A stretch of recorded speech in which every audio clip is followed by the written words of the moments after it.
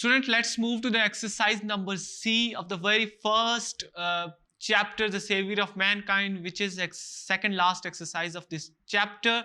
Let's see what exercise demands. Complete the sentences using the correct form of the verb given below. Student, ये exercise first conditional sentences की practice है और हमने different fill in the blanks को according to the structure of that sentence हमने verbs को fill करना है. Let's see कि हमें यहाँ पे verbs को कैसे वर्ब्स मिलते हैं, या कि हमें क्योंकि स्ट्रक्चर को ध्यान में रखना है कि इफ के साथ हमेशा प्रेजेंट सिंपल आएगा और वर्ब के साथ first form of the verb आएगी. The first sentence is if I see Aslam I will dash him to the dinner. हमारे पास जो वर्ब है स्टूडेंट वो इनवाइट है, तो हमारे पास यहाँ पे फर्स्ट जो इफ क्लॉज है उसमें ऑलरेडी फर्स्ट फॉर्म लगी हुई है, तो हमारे पास विल के साथ इनवाइट आएगा, तो it means I will invite ही होगा उसको, invite. Second is if I dash out I will turn off the TV. Student, यहां पे हमने देखा कि सब्जेक्ट हमारे पास आई वी यू दे है, उसके साथ हम लोग एस या ई एस का इजाफा नहीं करते, तो definitely we will go with only go. If I go out I will turn off the TV. Student, the next is if you dash tricks on people they will not trusted you again.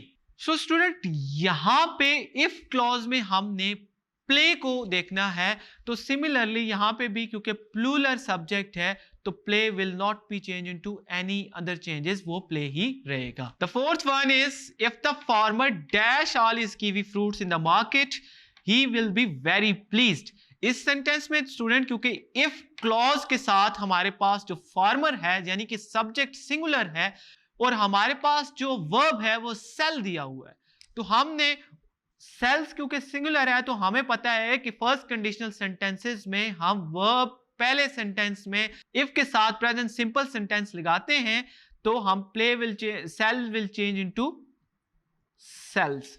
So student, आपने देखा कि हमने पहले 4 fill in the blanks में if clauses में या जो हमारे पास मेन क्लॉजेस में उनमें हमने वर्ब्स को चेंज किया, कुछ कहीं पे चेंजेस की जरूरत आ रही थी, कहीं पे नहीं आ रही थी. चलिए हम अपना 5वीं फिल इन द ब्लैंक्स देखते हैं कि उसमें क्या कर सकते हैं हम. Fifth one is I will dash you with your homework if I can, and the verb is help.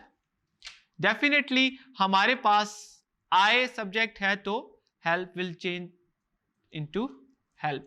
Help हमेशा हेल्प ही रहेगा. Next is I will dash you to ride my bike if you like. हमारे पास verb allow है तो हम इसको allow ही लिखेंगे. I will allow you to ride my bike if you like, क्योंकि ये मेन क्लॉज है, मेन क्लॉज को हमने first form of the verb के साथ ही जाना है. And the number 7 is will you dash a message to auntie Sophie if you see her. हमारे पास इसके लिए वर्ब जो है वो पास है, तो हम इसको यहां पे पास ही लिखेंगे. Then number 8 is if you don't dash now you will be late from school. इस सेंटेंस में स्टूडेंट हमारे पास यहां पे कोई वर्ब नहीं दिया गया, लेकिन हम इसको वर्ब ऐड कर लेते हैं. If you don't wake up you will be late from school.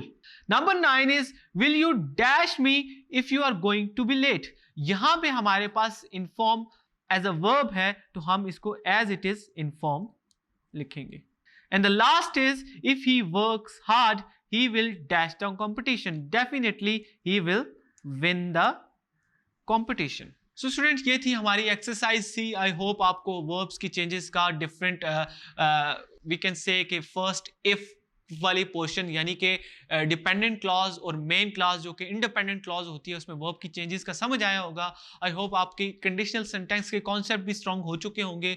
Now let's move to the last question of chapter number 1.